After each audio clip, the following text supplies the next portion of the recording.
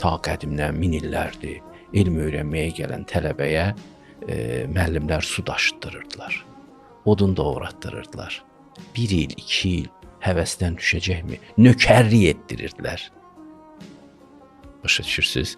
O hamısı onun üçündür ki, bunda ego nə qədərdir? Egolu adam xidmət eləyə bilmir. Egolu adam onun şəxsiyyətinə yaraşdırmır. Ego ilə girirlər elm öyrənməyə, öyrət mənə bunları, çıxım gedim.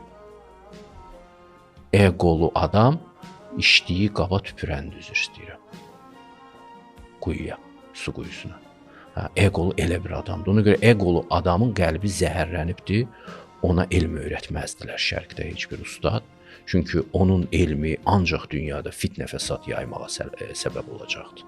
O nə edəcəksə elmlə problem çıxaracaqdır. Və elmin də daha yüksək zirvəsinə onsuz da çıxmayacaqdır. Belə qalacaq bir orta bir vəziyyətdə. Ona görə adamı məncə təkəbbürdən, xudbinlikdən sığortalamaq lazımdır. Dar qəlblikdən, xəsislikdən. Ona görə adamlara xeyir əməllərə yönəldirdilər tələbələrini. Ustadlar ki, xeyir əməl elədikcə sənin qəlbin öz təbii funksiyasına qayıdır. Səxavətli olduqca sənin qəlbin, idrakin simiclikdən qurtarır. Təkəbbürlü adam simic təfəkkürünün daşıyıcısıdır. O deyir ki, məndən başqa heç bir ağıllı olmaz. O kimdir belə yekə-yekə danışır orada? Mənim xəbərim yoxdur. Girin bir söyüş yazım altına. Girin bir ona bir ağlı öyrədim.